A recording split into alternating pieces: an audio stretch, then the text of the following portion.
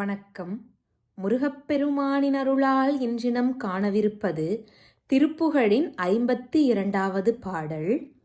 கொடி அணைய இடைத்துவள அங்கமும் பொங்க குமுத அமுதிதழ் பருகி இன்புறும் சங்கையன் குளவியினை முகிழ் அழகமும் சரிந்து அன்பினின் பண்பு உலாவ கொடிய விரல்நக நுதியள் புண்படும் சஞ்சலன் குணகி அவருடன் இனிது சப்ரமம் கொண்டு உள்ளம் குரல் அழிய அவசம் ஒரு குங்குணன் கொங்கவிழ்ந்து ஒன்று பாய்மேல் விடம் அணைய விழிமகளிர் கொங்கை இன்ப அன்புறும் வினையன் இயல்பரவும் உயிர் வெந்து அழிந்து அங்கமும் இதம் ஒழிய அறிவில் நெறிப்பண்பில் அண்டும் சகன் செஞ்செறி நீடும் வெகு கனக ஒளிக்குளவும் அந்த மண் செந்தில் என்று அவிழ உளம் உருகி வரும் அன்பிலன் தந்திலன் விரவும் இரு சிறு கமல பங்கையும் தந்து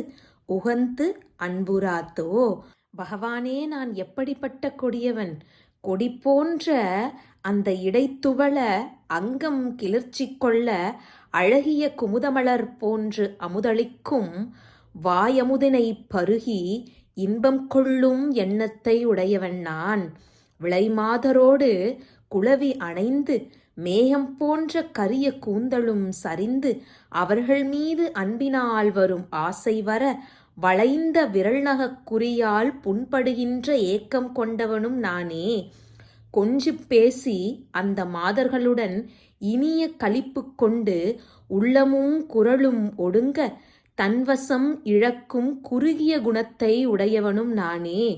மனம் விரிந்து பொருந்தும் பாய்மீது நஞ்சு போன்ற கண்களை உடைய மகளிர் மார்பங்களின் இன்பத்தில் அன்பு கொள்ளும் செயலை உடையவனும் நானே.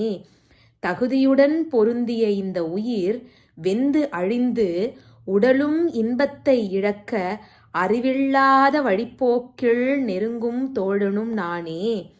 செவ்வியதாய் நீடித்துள்ள மிக்க பொன்விளங்கும் திருச்செந்தூர் என்னும் அந்த பதியை மனமுருகி வருகின்ற அன்பு இல்லாதவனும் நானே. நூலாராய்ச்சியும் இல்லாதவன் நானே.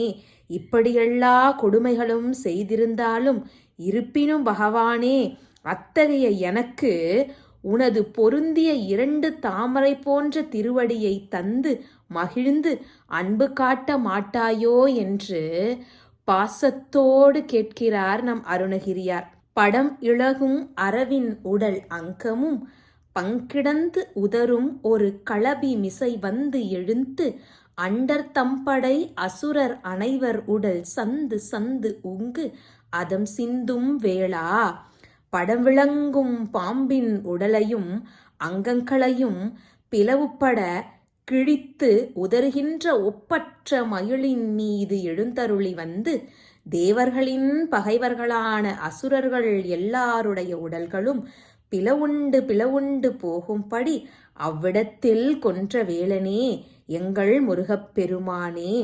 படியவரும் இமயவரும் நின்று இறைஞ்சும் என்குணன் பழைய இறையுருவம் இழி அன்பர் பங்கன் பெரும் பருவரள் செய்புறம் எரிய விண்டிடும் செம்கனன் கங்கை மான்வாள் சடிலம் மிசை அழகு புனை கொன்றையும் பண்புறும் தருண மதியின் அக்குறை செய் துண்டமும் செம்கை ஒன் சகல புவனமும் ஒழிகதம் அங்கு உற அங்கு அங்கியும் பொங்கி நீடும் சடமருவு விடை அரவர் துங்க அம்பங்கில் நின்று உலகு தரு கௌரி உமைக்கொங்கை தந்து அன்புறும் தமிழ் விரக உயர் பரம சங்கரன் கும்பிடும் தம்பிரானே.